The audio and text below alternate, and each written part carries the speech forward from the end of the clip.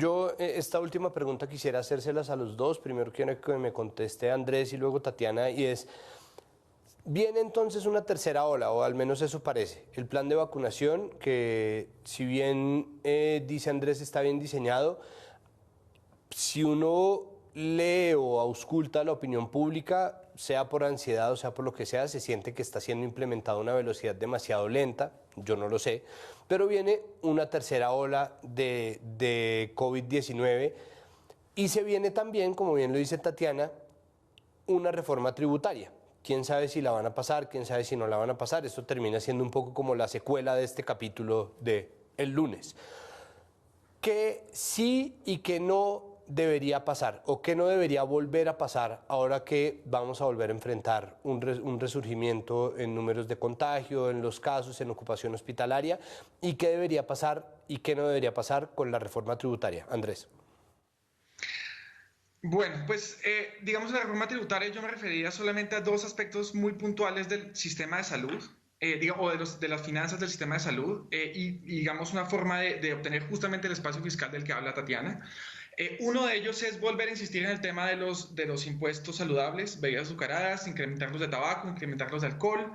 Ese tema lo dejamos de lado y necesitando recursos en este momento veo poca atracción de ese tema. Creo que es importante. Las estimaciones que hicieron atrás en el 2016 mostraban que eran una buena fuente de recursos. Eso por un lado. Por otro lado, creo que es una buena oportunidad, una reforma tributaria para vincular los pagos al sistema de salud con los ingresos de las personas. Esa unión la hace una unidad en el Ministerio de Hacienda, que es la unidad para fiscales, pero no necesariamente, digamos, logra una fiscalización total de estos pagos, y creo que eso sí es importante porque en términos de elusión es posible que estemos recibiendo menos recursos de los que deberíamos para el sector salud y tendremos que pagar por todas esas PCRs que se crearon, por todas esas UCIs que se ampliaron, por nuevo personal de salud, por los pagos a los residentes, una serie de aspectos, las personas que tienen problemas de COVID de largo plazo.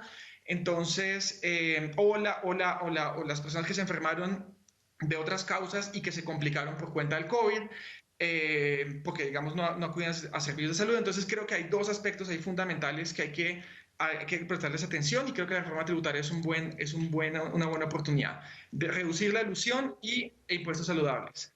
Por otro lado, en cuanto a a la tercera ola, es posible que venga una tercera ola.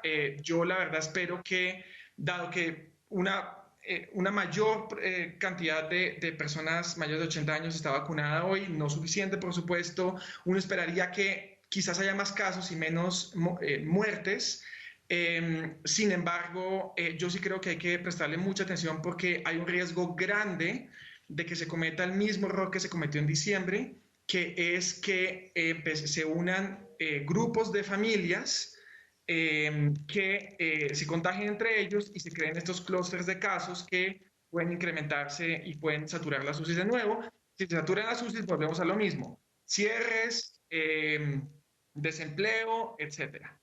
Y por último, mencionar que no solamente la Semana Santa, a mí me preocupa mucho el Día de la Madre. Entonces creo que tenemos que empezar a pensar cómo vamos a manejar, si no tenemos la cobertura de vacunación suficiente para ese momento, cómo vamos a manejar, reducir los contactos en ese momento, en ese día, justamente para que no vayamos a tener una saturación de UCIs y volvamos a una cuarta o una tercera ola en ese momento, no sabemos, que puede ser problemática. Ya estamos viendo terceras olas en otros países, y no, es decir, son serias. Hay que dejar de pensar que la inmunidad de rebaño nos va a salvar en este caso, porque hay grupos de población que todavía son susceptibles. Tatiana. Pues coincido, creo que 100% con todas las opciones que propone o los comentarios que hace Andrés, entonces voy a tratar de añadir cosas nuevas. Y entonces en el tema de la reforma tributaria diría que además de los impuestos saludables y las otras medidas de las que habla Andrés, yo tendría un único mensaje que es mayor justicia tributaria. ¿cierto? Y entonces lo que tenemos es una porción de la población, la más rica, que está realmente pasando de agache, llamémosle así, ¿cierto? Y está pasando de agache de varias formas. Una muy obvia es pues que su carga impositiva es menor y encuentran muchas formas en paraísos fiscales y otras cosas pues de evadir impuestos, pero la otra incluso dentro del sistema de salud, que es algo que mencionaba Andrés, o sea, el sistema de salud en este momento está en un riesgo financiero increíble porque muchas de las personas que estaban en el régimen contributivo y que perdieron el empleo durante la pandemia, pues no están pudiendo contribuir al sistema de salud, ¿cierto? Entonces, toda esa gente está pasando al régimen subsidiado. Entonces, por más de que hagamos, digamos, mayor vigilancia y etcétera, y logremos que las contribuciones se correspondan con el ingreso, probablemente los recursos van a ser deficitarios.